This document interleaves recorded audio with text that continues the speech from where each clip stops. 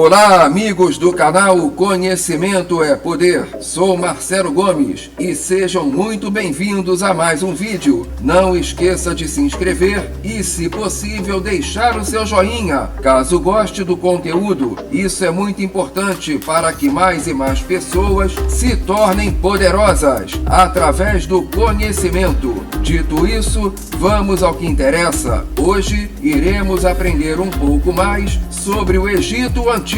Este é o 12º vídeo de um total de 15. Nele, iremos conhecer as práticas religiosas dos antigos habitantes do Vale do Rio Nilo, destacando o forte politeísmo daquele povo, o antropomorfismo e o zoomorfismo dos deuses, as práticas funerárias dedicadas aos ricos e aos pobres, e a difundida mumificação animal. O Antigo Egito fundamentou-se em sua plena relação com o divino e na vida após a morte, de tal modo que o reinado faraônico foi baseado no direito divino dos reis. Considerava-se o faraó filho do deus Ra, depois conhecido como Amon-Ra, ao ser fundido com Amon. A religião teve influência tanto em âmbito ideológico, com a história sendo explicada em viés divino, como em caráter prático, ou seja, a sociedade, assim como a economia, moldou-se por influência de tal instituição. Durante a história, a economia local esteve intimamente relacionada com os templos. Na religiosidade, o culto às divindades sobressaía as crenças gerais, o que faz da religião mais ortoprática do que ortodoxa. Os egípcios antigos eram politeístas e seus deuses representavam diversos elementos naturais que eram vinculados com elementos cotidianos. Cada cidade possuía seu deus padroeiro, assim como um específico animal que a ele era consagrado. Caso uma cidade se tornasse capital do reino, o deus local, da mesma forma que o animal a ele dedicado, eram elevados ao âmbito nacional e, consequentemente, começavam a ser cultuados por todo o império. Os deuses egípcios tinham características antropomórficas, zoomórficas ou mistas. Conquanto idealizassem seus deuses com certas características animais, pode-se considerar que postulavam que tal deus possuísse as habilidades daquele animal e não necessariamente sua forma. Os deuses, muitas vezes evocados para ajuda ou proteção, também eram provedores de grandes males, de modo que tinham de ser aplacados com oferendas e orações. Assim como a sociedade, o mundo divino egípcio era fortemente hierarquizado. Continuamente, por meio de mitos diversos, os deuses do panteão eram promovidos ou rebaixados nessa hierarquia. Tal fato ocorreu porque os sacerdotes não se esforçavam para organizar os diversos mitos, por vezes conflitantes, em um sistema coerente, já que consideravam essas diversas concepções divinas múltiplas facetas da realidade. Os deuses eram ordenados e hierarquizados em grupos de 3, tríades, 8, ogdóades e 9, enéades. Desses, podem-se citar a Enéade de Heliópolis, a Ogdóade de Hermópolis e as tríades de Mênfis, Tebas e Elefantina. Os deuses, a mando dos faraós, eram adorados nos templos, e os cultos eram administrados por sacerdotes que diariamente lavavam, perfumavam, maquilavam e alimentavam a estátua do deus, que permanecia trancada em um nau no centro do templo.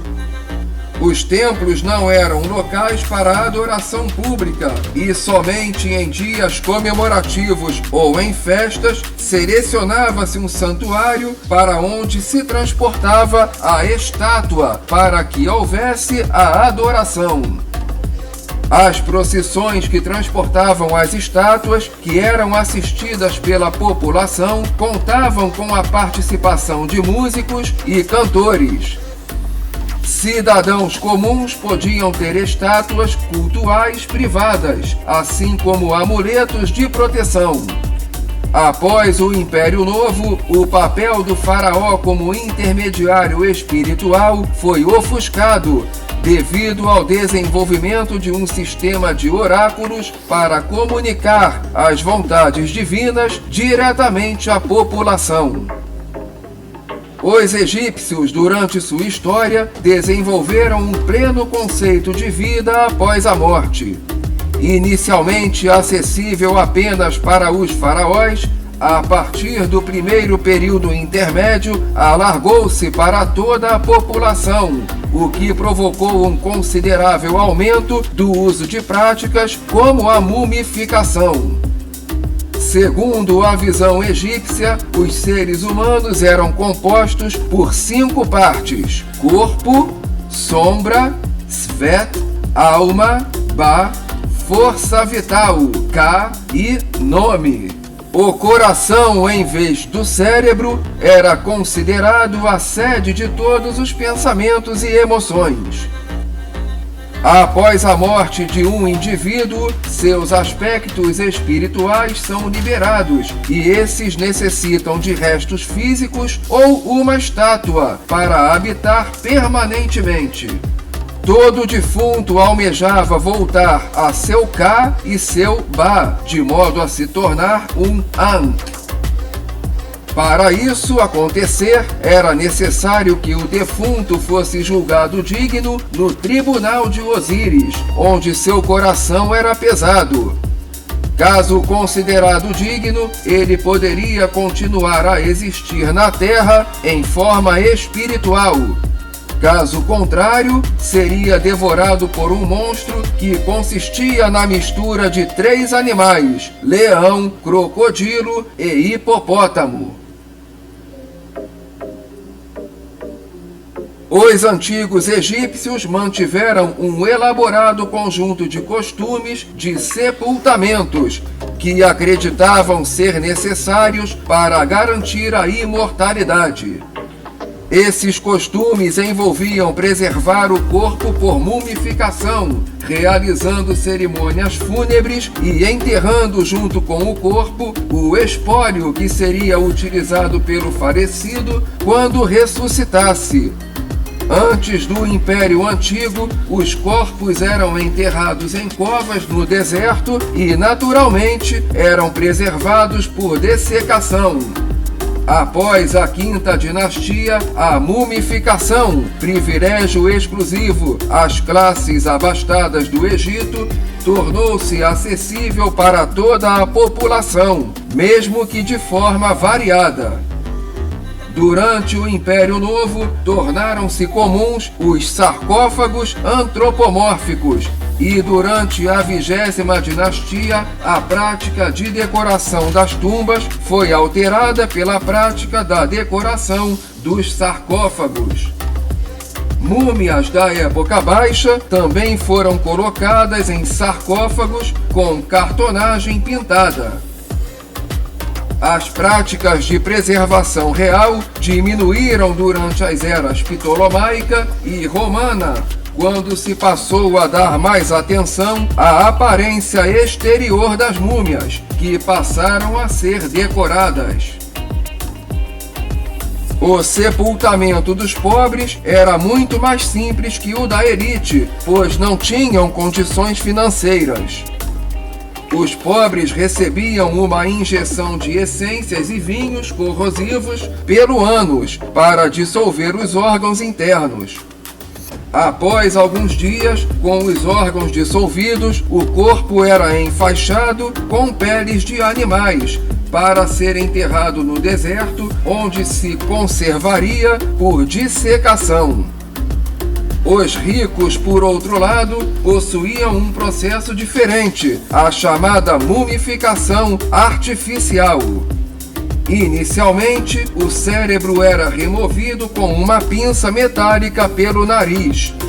Os outros órgãos, prática iniciada após a Quarta Dinastia, com exceção do coração, eram retirados, mumificados e depositados em vasos canópicos. O interior do corpo era lavado com vinho e substâncias aromáticas e depois preenchido com mirra e canela. Posteriormente, era embebido em natrão, uma mistura de sais, por 70 dias. Por fim, era lavado para receber resinas e perfumes e ser enfaixado com tiras de linho embebidas em goma. Entre as tiras havia amuletos de proteção. O corpo recebia uma máscara fúnebre e era depositado em sarcófagos líticos ou de madeira. O cortejo fúnebre iniciava-se após a colocação do corpo dentro de seu sarcófago. O corpo era transportado por um carro de bois, enquanto familiares, amigos, sacerdotes e carpideiras contratadas o acompanhavam. Ao chegarem ao seu destino, procedia-se a uma série de rituais, dos quais o mais importante era o da abertura da boca. Nesse ritual, a múmia era retirada do sarcófago para ser segurada por um sacerdote com máscara de Anubis. Então o filho do morto ou outro herdeiro se vestia com roupa de leopardo e, simbolicamente com uma machadinha, fazia um corte que abria a boca do defunto para ele recuperar o fôlego da vida.